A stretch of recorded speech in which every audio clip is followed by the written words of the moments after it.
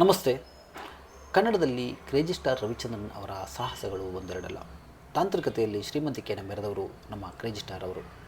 Crazy star Ravichandran ಅವರು ಪ್ರೇಮಲೋಕ ಚಿತ್ರವನ್ನು KCN Chandru ಅವರಿಗೆ ಮಾಡಬೇಕಾಗಿರುತ್ತೆ. ನಿರ್ಮಾಪಕರಾದಂಥ KCN ಚಂದ್ರು ಅವರಿಗೆ ರವಿಚಂದ್ರನ್ ಅವರು ಆವತ್ತಿನ ಕಾಲಕ್ಕೆ ಕೊಟ್ಟಂತಹ ಬಜೆಟ್ 60ರಿಂದ 70 ಲಕ್ಷಗಳು.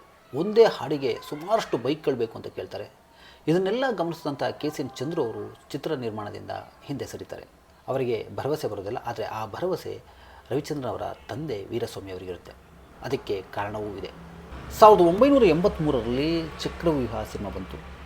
ರೆಬಲ್ ಸ್ಟಾರ್ ಅಂಬರೀಷ್ ಅಭಿನಯದ ಚಿತ್ರ ಇದು. ಈ ಸಿನಿಮಾವನ್ನು ಎನ್ ವೀರಸ್ವಾಮಿ ಅವರು ನಿರ್ಮಾಣ ಮಾಡಿದರೆ ವಿ ಸೋಮಶೇಖರ್ ಅವರು ನಿರ್ದೇಶನ ಮಾಡಿದರು. ಇದೊಂದು ಆ ಕಾಲದ ಟ್ರೆಂಡ್ ಸೆಟ್ಟರ್. ಈ ಸಿನಿಮಾದ ಕತೆ MD ಸುಂದರ್ ಅವರದ್ದು. ಅದನ್ನು ಆಂಧ್ರದ ರಾಮನಾಯ್ಡು ಅನ್ನೋರು ಮಾಡಿಸಿರ್ತಾರೆ. ಆದರೆ ಅವರು ಸಿನಿಮಾ ಮಾಡೋದಿಲ್ಲ.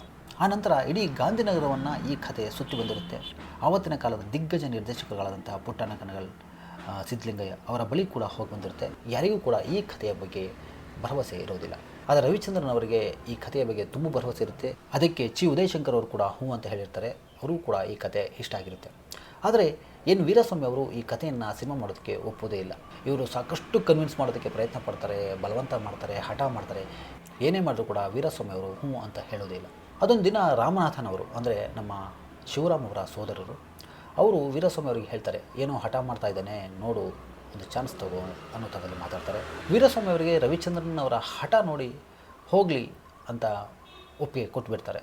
ಈಗ ರವಿಚಂದ್ರನ್ ಅವರಿಗೆ ದೊಡ್ಡ ಜವಾಬ್ದಾರಿ ಹೆಗಲೇ ಇರುತ್ತೆ. ಯಾಕಂದರೆ ಇಷ್ಟೆಲ್ಲ ಹಠ ಮಾಡಿ ಈ ಸಿನಿಮಾವನ್ನು ಮಾಡ್ತಾಯಿದ್ದೀನಿ, ಸ್ವಲ್ಪ ಹೆಚ್ಚು ಕಡಿಮೆ ಆದರೆ ಹೇಗೆ ಎನ್ನುವ ಒಂದು ಕಳವಳ ಕೂಡ ಕಾಡುತ್ತೆ. ಹಾಗಾಗಿ ಅವರು ಸ್ಕ್ರಿಪ್ಟನ್ನು ಮತ್ತೊಮ್ಮೆ ಮಗದೊಮ್ಮೆ ಓದ್ತಾರೆ. ಹಾಗೆಯೇ ಕ್ಲೈಮ್ಯಾಕ್ಸನ್ನು ಚೇಂಜ್ ಮಾಡ್ತಾರೆ. ಆನಂತರ ಸಿನಿಮಾ ಮಾಡ್ತಾರೆ. ಸಿನಿಮಾ ಸೂಪರ್ ಡೂಪರ್ ಹಿಟ್ ಆಗುತ್ತೆ. ಎಲ್ಲರ ನಿರೀಕ್ಷೆ ಮೀರಿ ಈ ಸಿನಿಮಾ ಯಶಸ್ಸನ್ನು, ಹಣವನ್ನು ತಂದುಕೊಡುತ್ತೆ. ಹಾಗಾಗಿ ವೀರಸ್ವಾಮಿ ಅವರು ಪ್ರೇಮಲೋಕ ಸಿನಿಮಾವನ್ನು ರವಿಚಂದ್ರನ್ ಅವರು ಮಾಡ್ತೀನಿ ಅಂದಾಗ ಬೇಡ ಅಂತ ಹೇಳೋದಿಲ್ಲ. ನಮಸ್ಕಾರ.